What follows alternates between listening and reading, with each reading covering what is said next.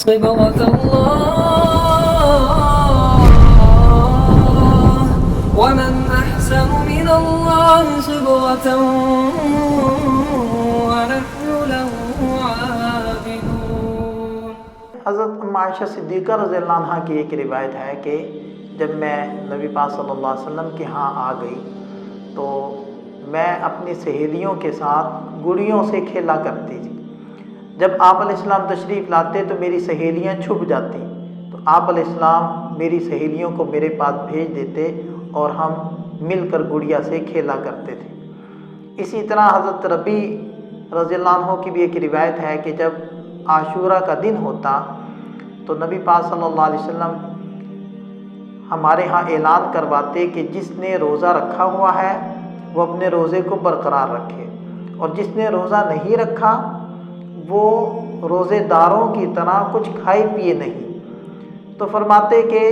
ہم لوگ روزہ رکھ لیتے اور ہمارے بچے بھی روزہ رکھ لیتے اور ہم اپنے بچوں کو اپنے ساتھ مسجد لے جاتے، تو اگر ہمارے بچے کھانے پینے کے لیے روتے تو ہم روئی کے کھلونے بنا کر ان بچوں کو دے دیتے، وہ ان کھلونوں میں لگ جاتے اور کھانے پینے کو بھول جاتے یہاں تک کہ افطار کا وقت ہو جاتا۔ تو ان دو روایات سے پتہ چلتا ہے کہ صحابہ اپنے بچوں کو کھلونے روئی کے یا مٹی کے بنا کر دیا کرتے تھے، لیکن کیا آیا ان کھلونوں کے اندر ایسی ہی تصویریں واضح ہوتی تھی جیسے کہ آج کل ہمارے دور کے اندر بالکل ناک بھی واضح، کان بھی واضح، آنکھیں بھی واضح، ہونٹ بھی واضح، ایسی واضح تصویروں والے کھلونے ہیں؟ تو دیکھیں ایک اور روایت میں آتا ہے کہ حضرت عائشہ صدیقہ رضی اللہ عنہ فرماتی ہیں کہ نبی پاک صلی اللہ علیہ وسلم میرے ہاں تشریف لائے تو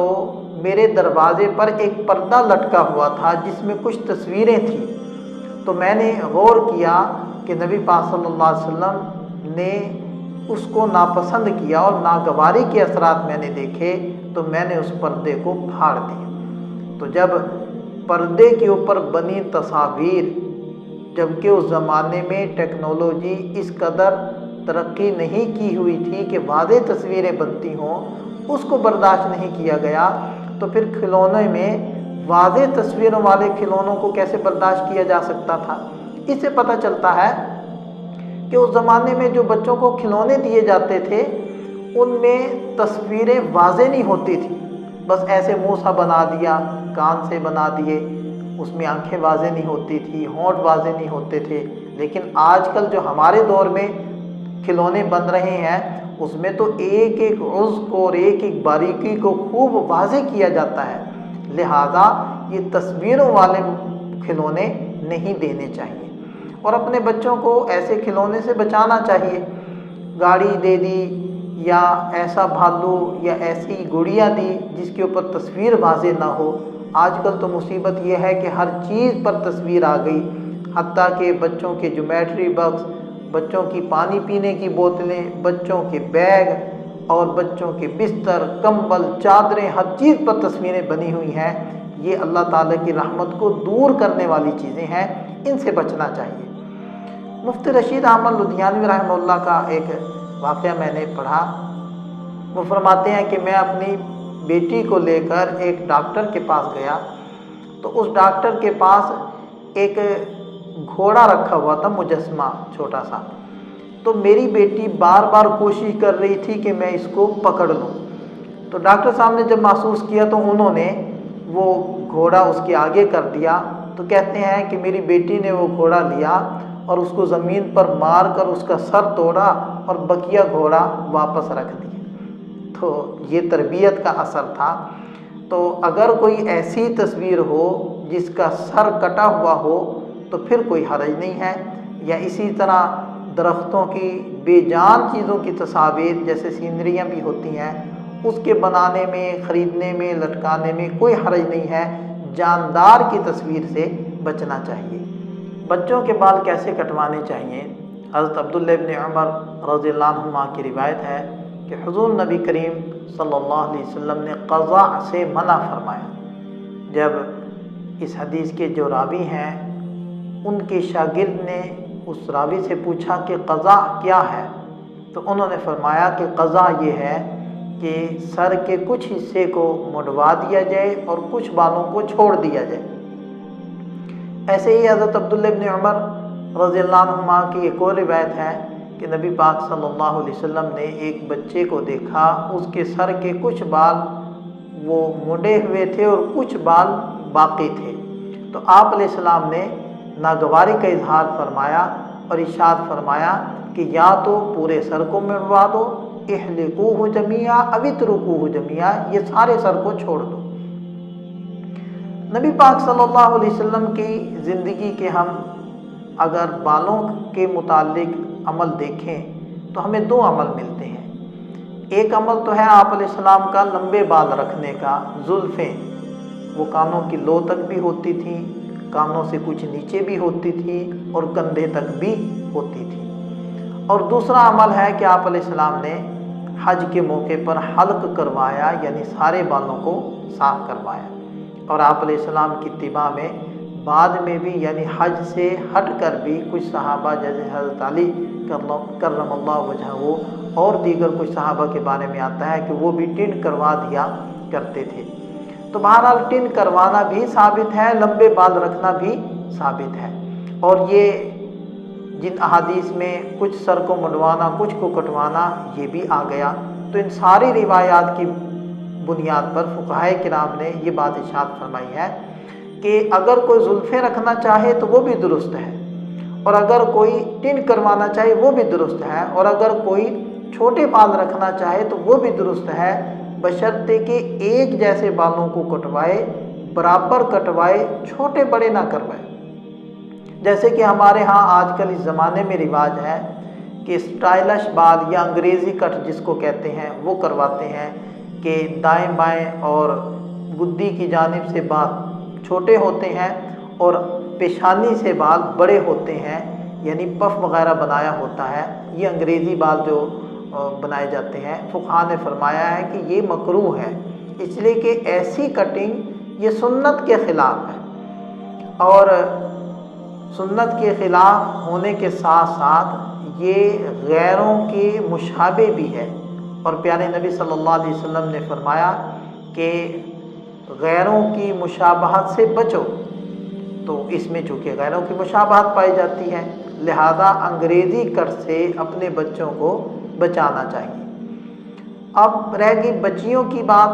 تو چھوٹی جو بچیاں ہوتی ہیں اگر ان کے بال کسی ضرورت کے پیش نظر، کسی عذر کے پیش نظر آپ کٹوانا چاہیں تو کٹوا سکتے ہیں، جبکہ وہ 4 سے 5 سال کی بچی ہو یا اس سے چھوٹی ہو، اور ضرورت سے مراد یہ ہے کہ ان کے بال بڑے کرنا مقصود ہے، گھنے کرنا مقصود ہے، یہ جو بال آ رہے ہیں وہ ان کے دو منہ بنتے جا رہے ہیں، ان کو صحیح کروانا مقصود ہے، سٹائلش فیشن والے بال کٹوانا مقصود نہیں ہے، تو پھر ضرورتاً فقہاء نے اس کی اجازت دی ہے۔ لیکن اگر بچی بڑی ہو جائے، یعنی 6 سال کی یا اس سے زیادہ وقت کی عمر کی ہو جائے، تو پھر اس کے بال کٹوانا یہ کسی صورت میں بھی درست نہیں ہے۔ پھر ہمارے ہاں یہ ایک بڑی مصیبت ہے کہ چھوٹی بچیوں کو غیر ساتر لباس ہم پہنا دیتے ہیں، یعنی اتنا شارٹ لباس ہوتا ہے کہ ان کا جسم پورے طریقے سے اس میں چھپتا نہیں ہے، یا بعض لوگ ایسا ٹائٹ لباس پہناتے ہیں جو ہرگز مناسب نہیں۔ تو دیکھیں ایسا نہیں کرنا چاہیے، سمجھدار لوگوں نے یہ بات بتلائی ہے کہ جو لباس آج بچیوں کا ہے، چھوٹی بچیوں کا ہے، وہی لباس تھوڑے عرصے کے بعد بڑی عورتوں کا ہوگا۔ یعنی جب آپ نے ان بچیوں کو ایسے بیہودہ لباس کی عادت ڈال دی تو یہ بچیاں بڑی ہو کر یہ بیہودہ لباس پہنیں گی۔ اور ایسی پرانی تصاویر بھی دیکھی گئی ہیں کہ جس میں خود عورتیں اور مائیں پورے پردے میں تھیں لیکن بچیوں کو بے پردہ رکھا ہوا تھا اور چھوٹا لباس، غیر ساتر لباس ان کو پہنایا ہوا تھا۔ تو آج ہمیں دیکھنے میں یہ بات عام طور پر نظر آتی ہے کہ جوان لڑکیوں نے غیر ساتر لباس پہنا ہوا ہے اور بیہودہ لباس پہنا ہوا ہے۔ اس لیے ایسا لباس بچیوں کو ہرگز نہیں پہنانا چاہیے، اس لیے کہ اس میں ان کی تربیت میں اس چیز کا بڑا دخل ہے۔ بچیوں کے اندر حیا کا مادہ غالب ہوتا ہے، تو ایسے بیہودہ لباس پہنا کر بچپن سے ہی ان سے حیا کو ختم کر دینا یہ بالکل مناسب بات نہیں ہے۔ دوسری بات، اس میں غیروں کی مشابہت بھی ہے۔ تیسری بات، ہمارے اس دور میں کتنے ایسے مسائل پیش آئے ہیں کہ جن کا تذکرہ بھی ایسی مجلس میں مناسب نہیں، کہ بچیوں کو قتل تک کر دیا گیا۔ تو آپ نے کبھی سوچا ہے کہ نوبت یہاں تک کیوں پہنچی؟ ہم نے اس کے لیے عملی طور پر اقدام کیا کیا؟ کیا صرف نعرے لگانا، پوسٹر لگانا یا چند دن اس کے اوپر گفتگو کرنا اور پھر خاموش ہو جانا یہ کافی رہے گا؟ یا والدین کو بھی سوچنا پڑے گا کہ ہمیں اس سے آگے نکل کر، آگے بڑھ کر کچھ عملی میدان میں بھی کچھ کرنا ہوگا؟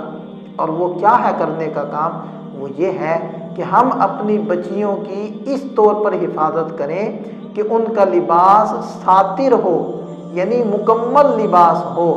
اور ڈھیلا لباس ہو اور موٹا لباس ہو جو حقیقی معنی میں ان کا لباس بنے۔ نبی پاک صلی اللہ علیہ وسلم کے ایک ارشاد کا مفہوم ہے کہ قرب قیامت میں کچھ عورتیں ایسی ہوں گی کہ جو لباس پہنے ہوئے ہوں گی لیکن ایسی ہی ہوں گی گویا کہ انہوں نے لباس نہیں پہنا ہوا۔ تو صحابہ نے حیران ہو کر کہا کہ کیا ایسا زمانہ آئے گا؟ تو بھائی وہ یہی ہے کہ ایسا باریک لباس پہنا دینا، یا ایسا ٹائٹ لباس پہنا دینا، یا ایسا شارٹ لباس پہنا دینا کہ وہ لباس پہن کر بھی نہ پہنے ہوئے کی طرح ہو جائیں۔ تو اس چیز کا ہمیں خیال کرنا چاہیے۔